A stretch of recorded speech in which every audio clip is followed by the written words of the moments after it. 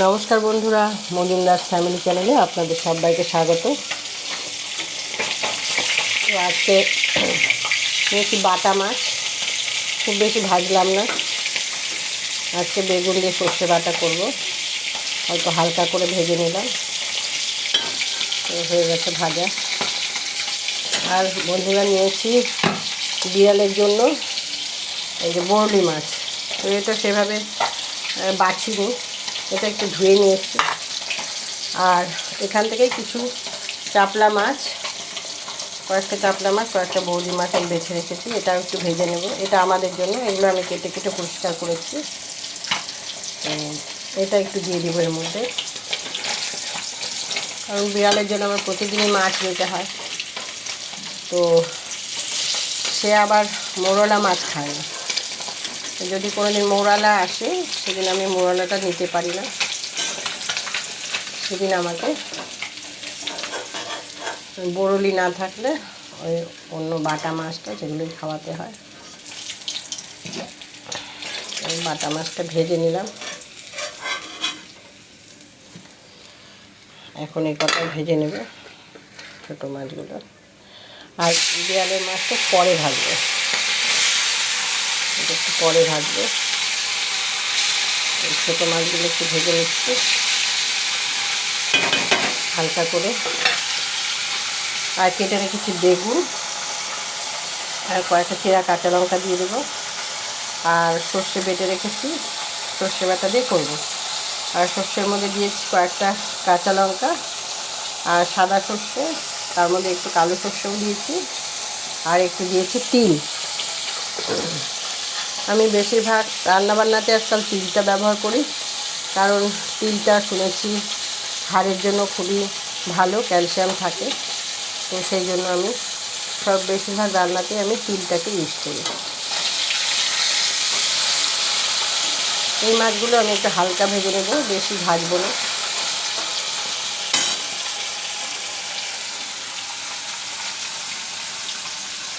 আর একটু পেঁপে কেটে রেখেছি, এটা এখনো হয়নি, একটু পেঁপে কেটে রেখেছি।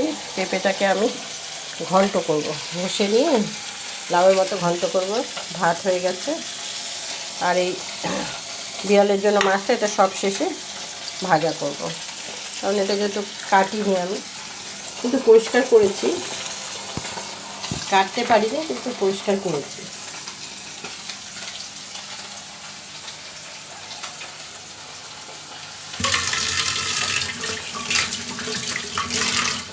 তো আমি ওই সরষের তেল যেটা ইউজ করি সেটা হচ্ছে ফরচুন রিফাইন্ড। ফরচুন রিফাইন্ডটাই আমি ইউজ করি। মাছ ভাজা হয়ে গেল, এবারে তুলে নেব।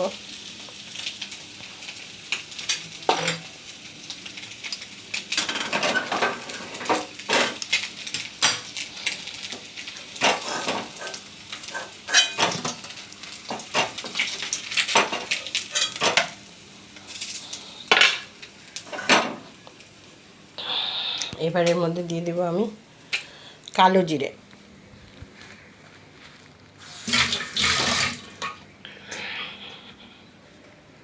কালো জিরে দিয়ে দেবো। ফোড়নে দিয়ে দিলাম কালো জিরে।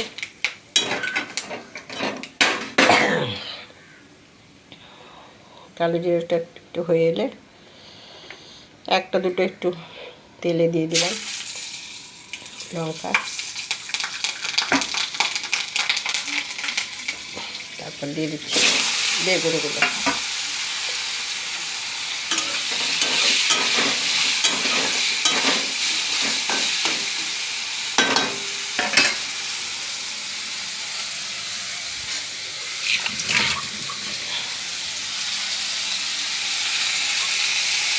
দিয়ে দেবো নুন, বেশি নুন দিচ্ছি না, কারণ সর্ষে বাটাতেও একটু নুন রয়েছে।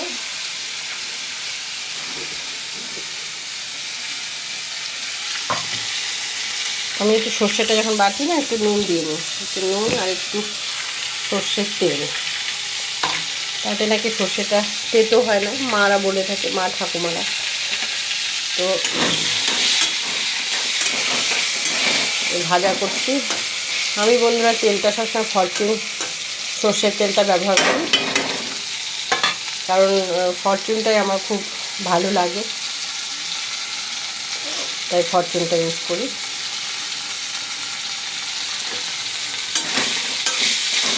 আর করে রেখেছি আমের চাটনি,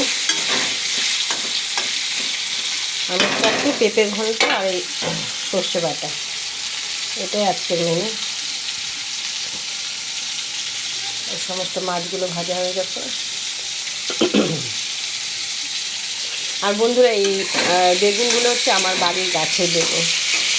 আমি তো আপনাদের আরও ভিডিও করে দেখিয়েছি, আমি বেগুন তোলার সময়, তোলার পর আপনাদের দেখাই। আর ওই যে পেঁপেটা দেখালাম, এই পেঁপেটাও কিন্তু আমার গাছে। এবং এই লঙ্কাগুলো, যেগুলো চেরা লঙ্কাগুলো দেবো এর মধ্যে, সমস্তটাই আমার গাছে।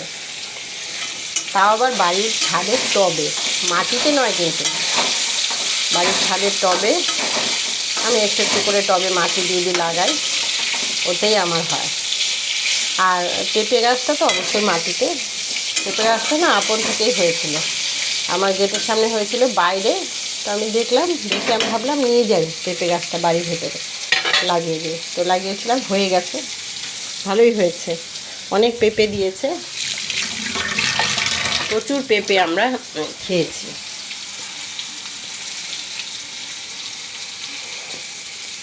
তো বেগুনটা ভাজা হয়ে গেছে, এগুলো দিয়ে দিলাম সর্ষে বাটাটা খেতেও যেমন ভালো লাগে, তেমন সময় বিশেষ লাগে না। আর কয়েকদিন থেকে আমার প্রচণ্ড সর্দি, হালকা হালকা কাশি, আর ভেতরে জ্বর আছে। আমার জ্বর হয় না, বাইরে জ্বর আমার হয় না, আমার কোনো দিনই থার্মোমিটারে জ্বর ধরাও পড়ে না। তো কিন্তু মুখটা তিতো হয়ে যায়, কিছু খাবার ইচ্ছা থাকে না, তাই বুঝতে পারি যে জ্বর আছে ভেতরে। তো সেই জন্য মুখে কিচ্ছু ভালো লাগছে না, তাই ভাবলাম বাটা মাছটা আজকে সর্ষে বাটা দিয়েই করি। এটা একটু সর্ষেটা একটু হালকা, একটু কাঁচা গন্ধটা চলে যাবে, ভাজা ভাজা হবে হালকা, বেগুনটাও সেদ্ধ হয়ে যাবে, তখন আমি ওর মধ্যে দিয়ে দেব মাছটা। তো বন্ধুরা, আপনারা কে কী রান্না করছেন আমাকে কমেন্ট করে জানাবেন। এইভাবে বেগুন দিয়ে বাটা মাছের সর্ষে বাটা খুব ভালো লাগে খেতে, আপনারাও এইভাবে করে খাবেন।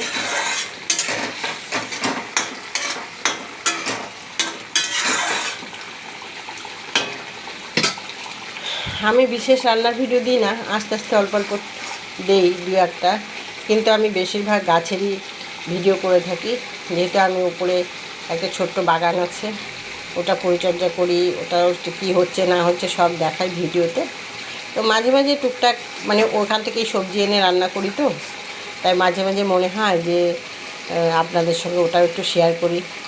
আর সবজিগুলো সত্যি মানে এত সুস্বাদু, আমরা তো বাজার থেকেও নিয়ে আসি সবজি, কিন্তু বাজারের সবজিতে এত স্বাদ থাকে না, কারণ এটা আমি জৈব সার দিয়েই করে থাকি। তো এই সমস্ত ফুল ফল, তারপর মানে ঠাকুর পুজোর ফুলগুলো, তারপর ফলের খোসা, ফল তো না, ফলের খোসাগুলো, এই সমস্ত আমি একটা বালতিতে জল দিয়ে পচাই, তারপর ওর মধ্যে দিয়ে দিই একটু সর্ষের খোল, সেটাও পচাই, কিন্তু খুব দুর্গন্ধ হয় ওটাতে। তো পচার পরে ওই জলটাকে আমি সপ্তাহে একদিন করে গাছের গোড়াতে দিয়ে দিই। আর যে চা খাই যে আমরা, ওই চা পাতাটাকে আমি স্টোর করি চা খাওয়ার পরে। আর আমরা চাতে চিনি দিই না, আমরা কাপে কাপে চিনি মিলাই, সেই জন্য ওর মধ্যে চিনিও থাকে না। তো ওই পাতাটাকে আমি জমাই, ওটা রেখে দিই জমিয়ে, তারপরে ওইটা আস্তে আস্তে যখন একটু পচে যায়, তখন ওইটাকে আবার জল দিয়ে গুলে ওইটা আবার গাছের গোড়ায় গোড়ায় দিয়ে দিই। তো এই সমস্ত সার দিয়েই আমার সবজি, সেই জন্য খুবই সুস্বাদু সবজিগুলো। তো এই জন্যে আপনাদের সঙ্গে এগুলো শেয়ার করতে খুব ভালো লাগে আমার, তাই আমি শেয়ার করে থাকি। এই দেখুন, গল্প করতে করতে সর্ষেটাও ভাজা ভাজা হয়ে গেল। এখন এই যে তেলটা ভেসে উঠেছে, মানে আমার সর্ষেটা কষানো হয়ে গেছে। এবার এর মধ্যে দিয়ে দিব একটু জল, দিয়ে মাছটা ছেড়ে দেব। তাহলে আমার হয়ে গেল বেগুন দিয়ে বাটা মাছের সর্ষে বাটা।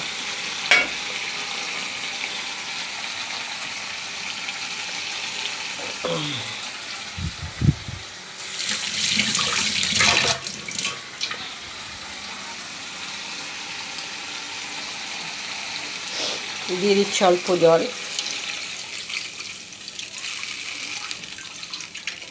এটাও একটু শুকোবে। আর এর মধ্যে দিয়ে দিব কয়েকটা কাঁচা লঙ্কা চেরা। এটাও আমার গাছের, এই লঙ্কাগুলো আমার গাছের। মাছগুলো দিয়ে দিচ্ছি।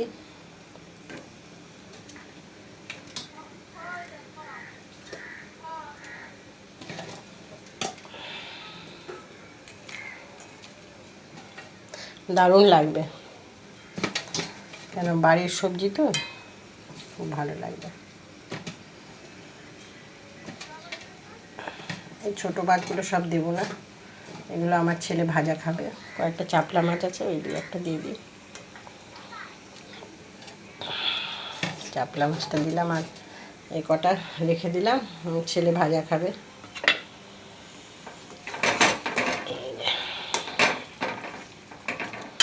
এবার একটু ফুটে উঠলে আর উপর থেকে দিয়ে দিব একটু সর্ষের তেল, কাঁচা সর্ষের তেল।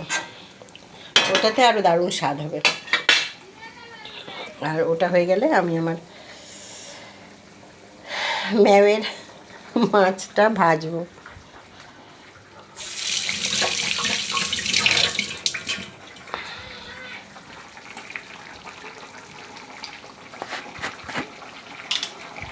একটু দিয়ে দিলাম সর্ষের তেল ওপর থেকে।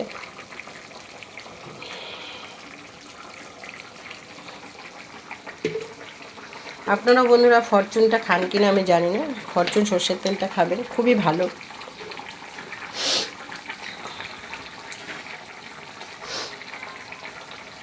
তো আমি এতে দিয়ে দেবো একটু সামান্য চিনি। আমরা একটু সব রান্নাতে চিনি খাই, তো মাছে আমি বেশি দিই না, এই সামান্য 2-4 দানা দিয়ে দিলাম চিনি। এটাতে একটু স্বাদ বাড়ায়।